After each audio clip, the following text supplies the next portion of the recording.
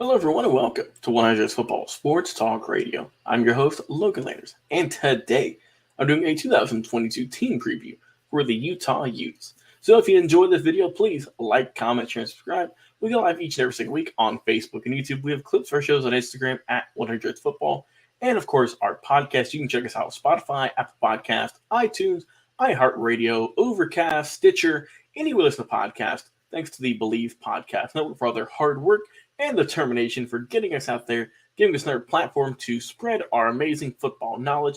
We're almost close to 1,000 episodes now. We're at around 980 some odd right now. So we are getting in, closing on that 1,000, over 1,000 plus on Facebook and on YouTube. So go over there, check us out. I'm sure we've covered your team, your player, your coaches, but if not, please drop a comment. We will definitely get to them on a future episode. So let's get into it. The Utah Utes 2022 team preview.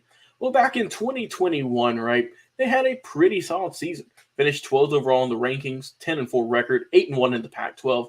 Won the Pac-12 championship. They were the Pac-12 champions. Won the South Division as well. They beat Oregon 38-10. But unfortunately, they lost a heartbreaker in the Rose Bowl against the Ohio State, 48-45. So a pretty solid season overall for Coach Kyle Whittingham, one of the longest tenured coaches in college football. He's been there since 2004. So it's been quite a while with his leadership, with his amazing ability. But let's talk more about the team surrounding him this upcoming season.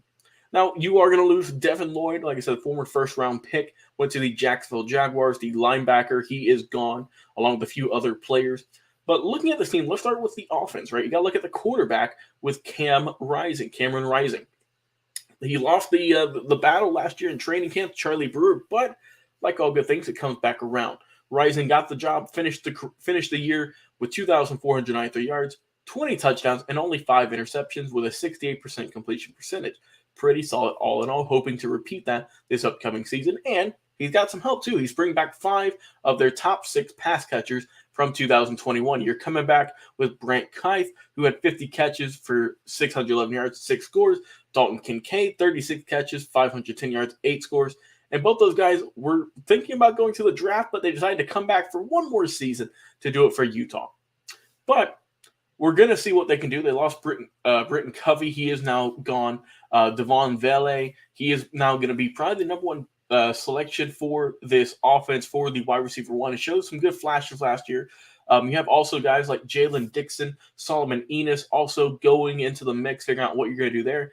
Money Parks, great name, had a good spring practice and could be that answer in the slot. We'll see what he can do. And then going to the running back, right? You're looking at a situation to where it's a little bit crowded, right? What are you going to do with this upcoming season with Tavion Thomas? How they're going to do with him? He finished 1,108 yards, 21 touchdowns, and then also is coming back for one more season with Utah. You have Micah Bernard right behind him, another veteran.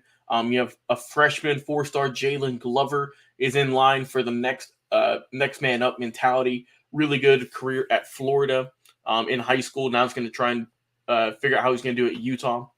And the O-line, right, it was a major strength in 21, and there's going to be some shuffling, right? Nick Ford and Olisny are both gone in the NFL. But the real question is, what is Coach Whittingham going to do with Jaron Kump? Missed most of last season with a knee injury, so he's coming off of that.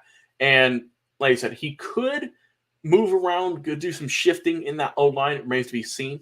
Braden Daniels is going to be a safe bet probably at left tackle.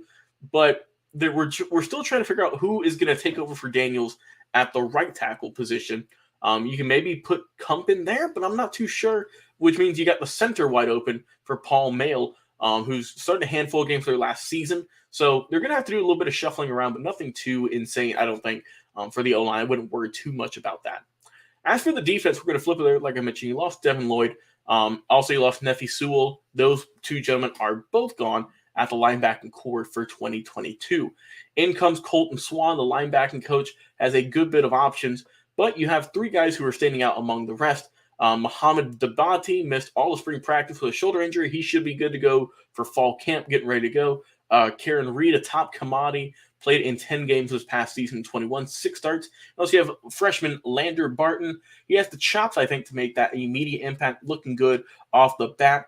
Within the back end, though, it's going to be interesting to see how they can do. Pac-12 quarterback Travis Broughton missed most of last year as well with a shoulder injury, but he is back, ready to pair with Clark Phillips III.